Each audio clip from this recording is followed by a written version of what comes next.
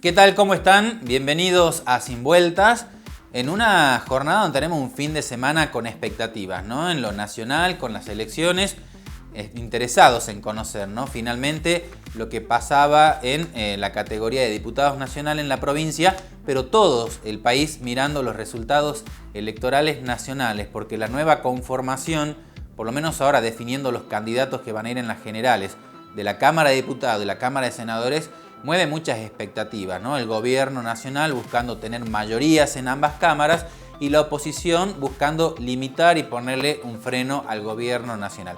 Pero eso vamos a estar analizando en el próximo programa. En el de esta semana hemos decidido analizar temáticas sociales fuertes, obviamente atravesados por el milagro.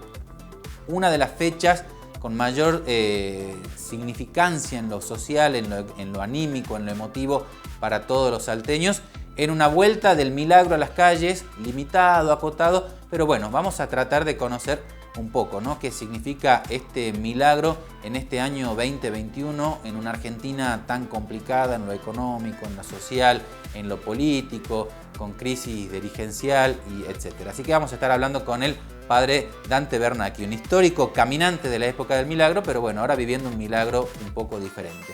Y nos vamos a meter en temas sociales profundos en nuestra provincia y que han tenido repercusión nacional. Uno de ellos, el aborto producido a una joven de 22 semanas de gestación, con diversos argumentos a favor y en contra, pero en un caso que va a marcar un precedente, un antes y después, desde la aplicación de esta ley de la interrupción voluntaria del embarazo.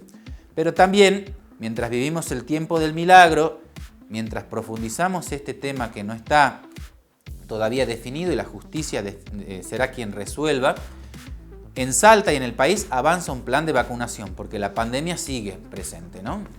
Y la vacunación como el único método para combatirla en una situación actual de mermas de casos, de habilitaciones en diferentes actividades, son muy poquitas las habilitadas. Volvió la gente a la cancha de fútbol, ¿no? Como pudimos ver en esta semana, pero lo interesante es conocer cómo marcha la vacunación, la llegada de segundas dosis, la inclusión de jóvenes de menor edad, así que vamos a estar hablando de eso. Temas interesantes que les proponemos en este Sin Vueltas, alejado un poco de la política, pero temas de mucha actualidad.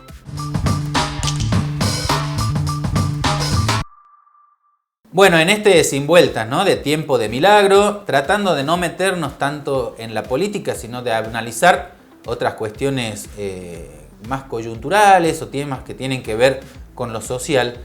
Hay un tema que ha sido bastante polémico, ¿no? Anunciábamos al comienzo del programa este polémico aborto producido en una mujer que aparentemente tenía 22 semanas de gestación. Y para ello contamos con la diputada Cristina Fiore, que ha tenido la oportunidad incluso de viajar al norte de la provincia, a hablar con quienes intervinieron. Así que bueno, conocer un poco tus apreciaciones y fundamentalmente qué implica para vos este caso, ¿no? Sí, con todo gusto. Mirá, vos sabés que cuando yo leí el caso me conmovió profundamente, porque me parece que como sociedad nos debemos poner determinados límites a una ley. Bueno, en lo personal estuve en contra, sí, pero la ley de aborto salió la ley. Y establece una serie de parámetros, ¿no? Efectivamente, y establece una serie de parámetros que me parece que tienen que marcar un límite claro hasta dónde se puede y hasta dónde no. Este caso, ¿por qué me conmueve? Estamos hablando de una jovencita de 21 años que de Salvador Massa va sola a Tartagal, en medio de la historia que cada uno lleva, decide pedir o solicitar un aborto. En el medio se arrepiente después de hablar con su familia. De hecho, de las 16 pastillas que le prescriben, toma solamente 4. El aborto lo mismo se produce de una beba no de 14 semanas, que es lo que habla la ley, sino de 22 semanas. Quizás en la interpretación de que salud integral es todo y permite un poquito de todo. De hecho, no sé si recordás, el gerente del Hospital Materno Infantil de Salta dijo que estaba teniendo muchos problemas porque le solicitaban abortos hasta de 28 semanas de gestación. Y de ahí es donde viene mi consulta. La ley permite el aborto, establece un límite que es 14 semanas y después de las 14 semanas, en el caso de violación o problemas que eran los anteriores, ¿no? Que eran los anteriores. O riesgo a la salud de la madre, digamos. Ese es el punto. ¿Por qué no es tan igual a la anterior? Porque antes se interpretaba salud como un problema o una dolencia física, pero ahora se habla de salud psicosocial. Bueno, entonces, yo estoy estudiando, por ejemplo, estoy en pareja, estoy embarazada y resulta que me peleo con la pareja. Entonces digo, no, esto a mí, la verdad que me afecta psicológicamente, yo quiero hacerme un aborto. ¿Y cuánto tiempo tengo? Y tengo 28 semanas, que es lo que denuncia. ¿Puedo hacerme el aborto? Y esa es mi pregunta.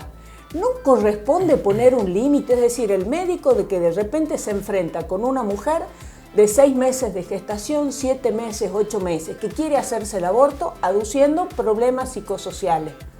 Vamos a matar a una criatura que es plenamente viable fuera del útero materno, del seno materno.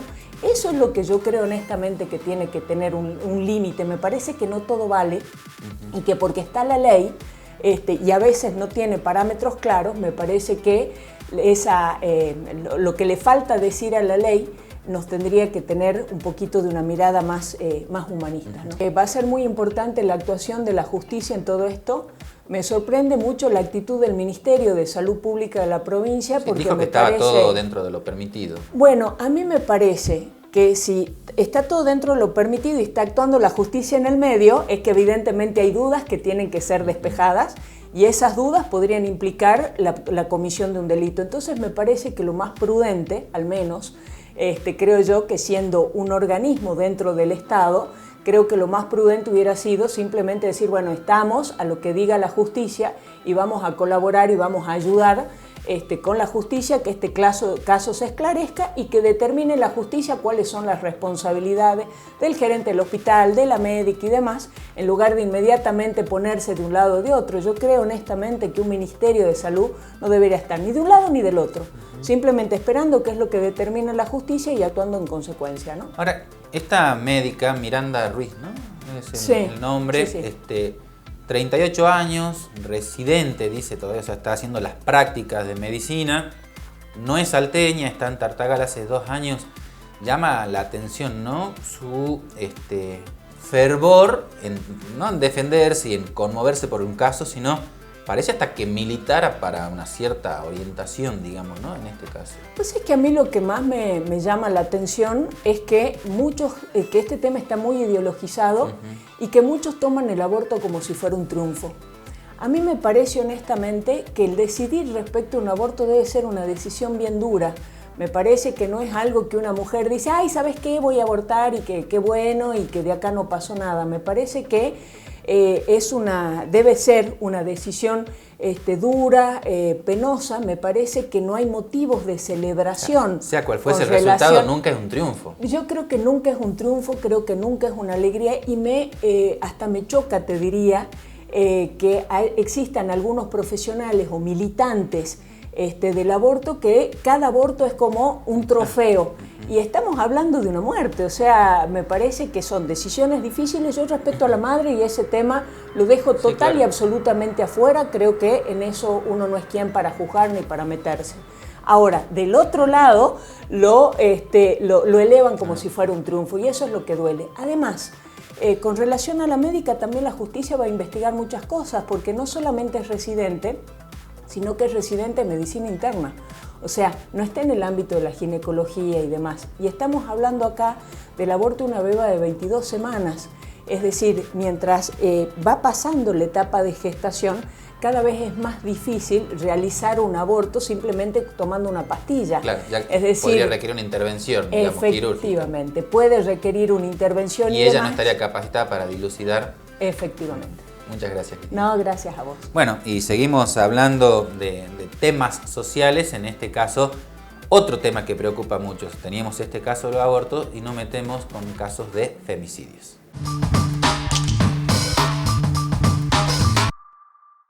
Luego de hablar de este tema, ¿no?, que conmovió a todos y que tuvo amplia repercusión incluso a nivel nacional y que estaremos todos expectantes, ¿no?, a ver qué resuelve la justicia, nos metemos en otro tema que a los salteños nos impacta fuerte, porque tenemos cifras que, a pesar de lo que se trata de hacer, de combatir la violencia de género, los femicidios, Salta sigue con datos alarmantes. 10 casos en el año, uno muy reciente, donde incluso el femicida estuvo prófugo, finalmente la justicia pudo capturarlos, pero hacemos un reconto de estos 10 casos ocurridos a lo largo de este 2021. Son 10 las víctimas de femicidio en Salta durante el 2021. La provincia de Salta se encuentra entre las primeras del país con mayor tasa de femicidios. Desde enero hasta septiembre se registraron 10 casos de muerte violenta de mujeres. Prácticamente más de un femicidio por mes, lo que realmente preocupa a la sociedad. Pese a los avances de formación en perspectiva de género, los casos continúan en aumento. Junto con Salta se encuentran las provincias como Santiago del Estero, Formosa, Neuquén, Tucumán, La Rioja y Chaco, las cuales superan ampliamente la tasa nacional de femicidios, que es de 0,54 femicidios cada 100.000 mujeres. El primer caso ocurrió en Capital, el 1 de enero en el barrio Universitario. Fue el femicidio de Graciela Flores. Luego sucedió el de Nancy Villa a los 9 días. Era una niña de tan solo 14 años de Misión La Loma 2, cerca de Embarcación. Finalmente, el 5 de septiembre asesinaron a Marcelina Peloc en su casa del barrio Cuchi Leguizamón. La provincia de Salta se encuentra en emergencia social por violencia de género, de acuerdo a la ley que fue sancionada en 2014 y que el año pasado se prorrogó debido al grave problema que atraviesa la sociedad.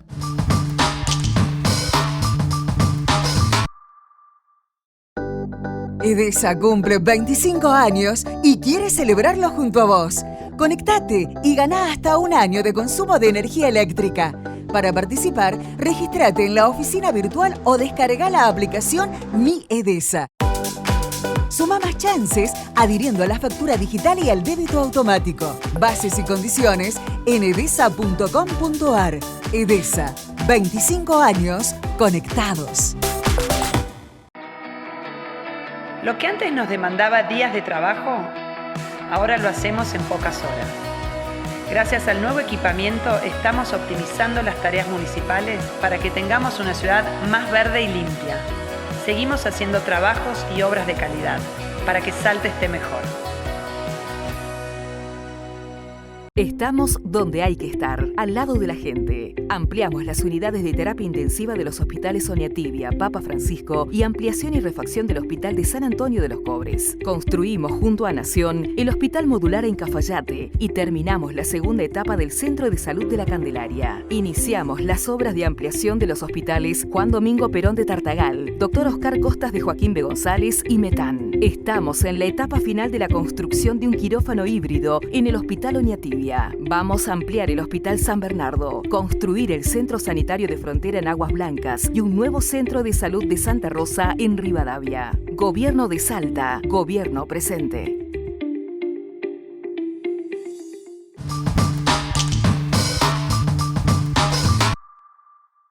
Doctora, mirando el calendario vemos que hace un año estábamos en el pico de la primera ola de COVID, ahora estamos saliendo de la segunda ola, estamos contando con las vacunas para poder superar esta pandemia. ¿Qué reflexión podemos hacer al respecto? Bueno, la primera reflexión es que vacunas es una herramienta sumamente importante para mitigar la pandemia, siempre acompañada de las otras medidas que hoy se van atenuando en algunos aspectos, como ya más permisos, pero hemos visto, y esto es lo que se demuestra, que las vacunas constituyen una herramienta muy, muy importante para mitigar la pandemia. Las reflexiones, hoy tenemos ya muchos vacunados, pero aún faltan pedir a aquellos que aún no lo hicieron, acercarse a la vacunación. Está disponible en forma universal, digamos, para mayores de 18 años, no tienen que sacar turnos. Esta campaña sufre cambios todo el tiempo. Al principio recordemos que la cantidad de vacunas que llegaban era acotado, que se empezó con el personal de salud y que se fueron incorporando los grupos en función de riesgo. Sabemos que las personas de más edad tienen más riesgo de tener complicaciones con la COVID y se fue avanzando con las personas de menos edad que tenían algún factor de riesgo, y hoy la vacunación es libre y a demanda para los mayores de 18 años. Pero hoy estamos avanzando con la vacunación también en estos lugares, en los domicilios, con diferentes puestos de vacunación, tanto en capital como en el interior, tratando de alcanzar la mayor cantidad. Y siempre va a haber un porcentaje, que esperemos que sea el menor, que tanto como con esta vacuna, porque por ahí también uno entiende que hay personas que dudaban o otras que dudan, pero bueno, a medida que van viendo lo que sucede con la vacunación, se van vacunando. Lo que sí sabemos es que las vacunas que se están utilizando son seguras y eficaces. Claro. Como cualquier vacuna puede tener también obviamente su evento. El más frecuente es la fiebre, el dolor articular, el dolor muscular, como los eventos más frecuentes, que no todas las personas los tienen después de la vacuna, y puede ser con cualquiera de las marcas de vacunas que estamos utilizando.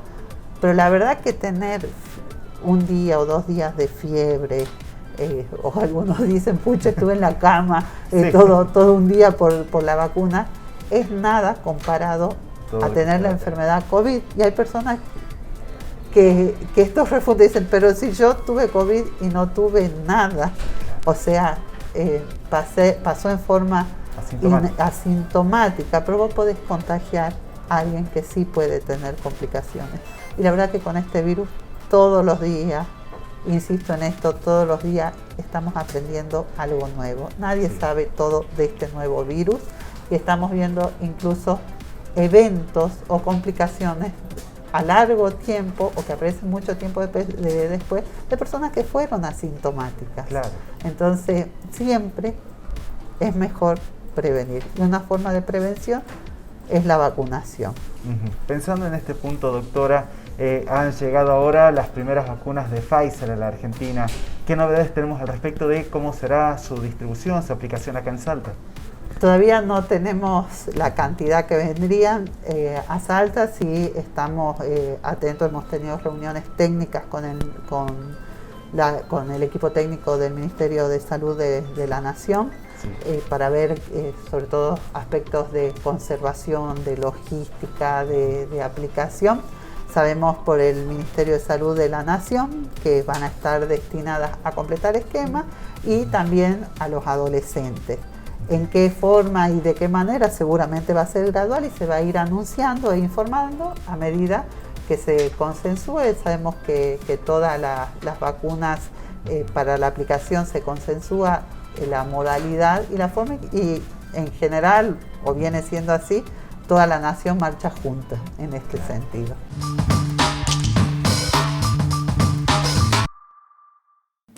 Bueno, hablamos, ¿no?, de 2 temas muy impactantes, ¿no? Este caso de aborto, luego hablamos de femicidios, 2 realidades en Salta. Y a continuación hablamos de la vacunación, porque estamos viviendo un momento donde la pandemia sigue, las actividades se abren y la solución propuesta a nivel mundial como única forma de salir adelante es la vacunación. Con cierta resistencia en algunos todavía, pero avanzando con diferentes marcas, con aplicaciones de segundas dosis combinadas con primeras dosis de otros laboratorios. Así que los salteños debemos involucrarnos, saber si ya nos corresponde aplicarnos una segunda dosis, si ya podemos vacunar a nuestros hijos. Información súper interesante que teníamos de la doctora Adriana Jure sobre la marcha de la vacunación. Y el otro tema propuesto para el programa de hoy tenía que ver con el milagro, ¿no? Esta época tan especial y que se puede percibir, ¿no?, en cada rincón de Salta, en una procesión que se hizo distinta, pero donde, bueno, las imágenes pudieron salir nuevamente a las calles, o van a poder salir nuevamente a las calles, con la compañía de salteños.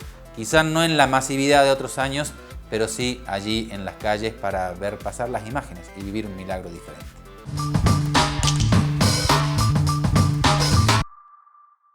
Amigos, Salta se prepara para vivir su momento de mayor fe. Hablamos de renovar la fe en el Señor y la Virgen del Milagro, tema que obviamente es analizado, es compartido y reflexionado junto a ustedes en esta edición de Sin Vueltas. Por eso el diálogo es con el Monseñor Dante Barnacchi, que nos abre muy amablemente las oficinas de los pasillos, las salas de la Iglesia del Tránsito para hablar de este tiempo tan especial.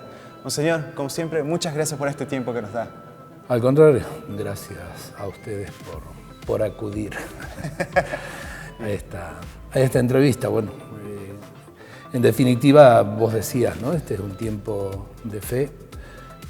creo que marca la esencia misma del ser salteño, ¿no? No hace mucho celebramos el bicentenario de don Martín Miguel de Güemes, que marca la esencia de nuestra historia, y el Señor y la Virgen del Milagro marcan la esencia no solo de nuestra historia, sino también de nuestra religiosidad. Claro. Decir Salta afuera es decir Señor y Virgen del Milagro. Decir Salta afuera es identificarnos precisamente con este misterio grande de la fe. Padre, pensamos justamente en esto, toda la historia del milagro, más de 300 años de culto en esta Salta tan creyente, tan devota, y lo comparto con la gente. Fuera de cámara hablábamos, en todo este tiempo nunca se había suspendido la procesión. El año pasado la pandemia nos lo obliga, hoy podemos retomar. ¿Cómo lo vivimos como iglesia en este momento? A ver, compartía mucho con la gente en estos días. Digo, no hay mal que por bien no venga. Por ahí nosotros los acostumbramos a ciertas cosas, ¿no? Tanto malas como buenas. Sí. Nos acostumbramos a la inseguridad, por ejemplo, a la violencia. Y es como que uno ya siente que pasó esto, pasó aquello, y es como que el corazón se encallece, ¿no? Es una más entre muchas, ¿no? Y no tenemos que acostumbrarnos ni a la violencia, ni a aquello que nos aparta también del prójimo, ¿no? Como no tenemos que acostumbrarnos a la famosa grieta esta que tanto mal nos hace. Bueno, lo bueno también, los chicos muchas veces en la casa, ¿no? Los adolescentes, los jóvenes, se acostumbran a su ámbito familiar y no valoran al papá y a la mamá. Cuando lo valoran, cuando salen a estudiar afuera y demás, la distancia hace que realmente se pueda tomar conciencia del valor de los seres queridos. En el milagro pasa lo mismo. Estábamos acostumbrados a la gran procesión todos los años, estábamos acostumbrados a la novena, estábamos acostumbrados. Es cierto que es como que para el salteño cada milagro es único, ¿no? Sí. Y cada milagro es nuevo. Pero nos acostumbramos. Entonces yo creo que frenar, el año pasado salió la imagen del Señor, evidentemente hasta la puerta de la catedral, se hizo esa pequeña celebración litúrgica, nos hace tomar conciencia de que el milagro es algo que se lleva en el corazón. Yo muchas veces le digo a la gente, termina el milagro, dejamos las imágenes en la catedral, pero lo llevamos al Cristo viviente acá, ¿no? Si no, estamos dependiendo ciertamente de la cercanía de una imagen nada más y nos olvidamos que el Cristo viviente lo llevamos en el corazón. A mí siempre se me presenta la imagen del Evangelio de San Juan de Cristo en la cruz, ¿no? Que la entrega a su madre al discípulo y dice, el discípulo la llevó a su casa. Bueno, claro. El año pasado se vivió el milagro en la familia, se vivió el milagro en las comunidades, con la cantidad de gente que se permitía y demás. Yo creo que fue un milagro diferente, pero que nos ayuda a desacostumbrarnos y a revalorizar lo que significa el milagro para los salteños, ¿no? Claro. Cuando nos acostumbramos, nos encallecemos y bueno, nos entibiamos también en la vida de la fe. Y nos pasa lo que nos pasa, ¿no? Somos capital de la fe del 6 de septiembre al 15 de septiembre y el 16 de septiembre somos más diablos que antes del 6, ¿no? Sí. Claro, entonces decir, ¿dónde está la capital de la fe, ¿no? Claro. Padre, pensando en este 15 de septiembre, volver a reencontrarse, volver a unirse en oración, usted incluso ha compartido unos versos, unos poemas en su red social de Facebook. ¿Qué lo llevó a expresarse de esa manera? Lo que pasa es que desde siempre escribo y bueno, ahora tengo la posibilidad de quizá de publicarlo. Tengo algún libro publicado también. Mira, es la inspiración, el momento en que el Señor inspira. Si dejo pasar ese momento, se me vuela lo que uno quería escribir, ¿no? Hay que anotarlo al instante. Sí, y el Señor y la Virgen del Milagro son como una veta constante de inspiración, ¿no? Seguro. Es como que uno lo va mirando de un lado, del otro, una faceta, de otra faceta, y va como elaborando, ¿no? E incluso el hecho de los peregrinos, ¿no? Hay muchos poemas o escritos sobre la cuestión de los peregrinos. que es lo que yo muchas veces les digo a ellos. Uno piensa que le entrega a ellos, sí, el acompañarlos con la misa, el acompañarlos con las confesiones y demás. Pero no se dan cuenta lo que aportan al corazón de uno, ¿no? Y bueno, creo que a ellos muchas veces les dije, ustedes evangelizan sin palabras, ¿no? Porque sin palabras, cuánta gente se encuentra con Cristo, por ejemplo, al encontrarse con los peregrinos, ¿no? Seguramente. Y yo creo que es eso, ¿no? Si, mucha palabra, estamos atiborrados de palabras en estos tiempos. Sí. Es como que hay un hartazgo de palabras, ¿no? Y lo que hace falta es testimonio. Y yo creo que, por lo menos en mi caso, la gente de la Puna es un testimonio de fe. Comparto. Padre, para finalizar esta entrevista y agradeciéndole nuevamente que nos haya abierto esta iglesia, dando su tiempo, ¿qué mensaje le podemos dar al pueblo salteño, al pueblo creyente en Dios, en este milagro que se vuelve a renovar? Mira, confianza, esperanza. La enfermedad no puede vencer a la humanidad si tenemos esperanza en la vida, ¿no? Vivo en una sociedad donde la opción de muerte está muy arraigada, ¿no? En la violencia, en la negación del otro, violencia de género, el aborto, es decir, cuántas situaciones hay, el tema de la droga, cuántas situaciones hay que son auténticas posturas, ¿no? Yo estaría a favor de la muerte, ¿no? Es una sociedad marcada por esa opción de muerte. Entonces, es una opción de desesperanza, de desánimo, de no ver el futuro. El Señor nos invita a ver el futuro con esperanza, porque podemos construir una humanidad mejor desde el lugar que a cada uno le compete, ¿no? Desde su propio trabajo, desde la familia, desde el estudio en los jóvenes. Creo que tenemos que empezar a abrir nuestros corazones y esperar construir una Argentina mejor, que todos la merecemos, ¿no? Con oportunidades para todos, desde la verdad, desde la justicia, y ojalá Dios nos libre alguna vez de esta lacra de la corrupción. Ojalá. Sí. Que el Señor los bendiga a todos, los fortalezca en la fe, la esperanza y adelante. Padre, muchas gracias por su tiempo y por sumarse a Sin Vueltas. Gracias. Yes. Seguimos, amigos, en Sin Vueltas con Informate Salta.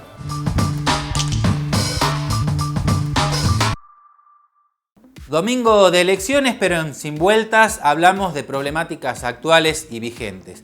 Todo el análisis de los resultados electorales en www.informatesalta.com.ar, repercusiones, cifras, resultados, qué perspectivas tenemos para las generales, los que lograron pasar, ¿no? Haciendo piso para estas elecciones, y cómo va a estar conformado ya el escenario de los candidatos oficializados para las elecciones generales, donde los salteños renovamos 3 bancas a diputados nacionales. Así que toda la cobertura de lo electoral en www.informatesalta.com.ar y también en nuestra emisora Radio CNN Salta 94.7. Allí podrán escuchar, ¿no? El análisis de los protagonistas, los que se vieron beneficiados, los que tendrán que ajustar algunas cuestiones para obtener un mejor resultado el próximo 14 de noviembre. La tercera fecha donde todos los salteños deberemos ir a las urnas, en este caso ya para elegir a los representantes salteños en la Cámara Baja Nacional. Los esperamos en el próximo Sin Vueltas, ya para hablar más de temas políticos y meternos de lleno en lo electoral.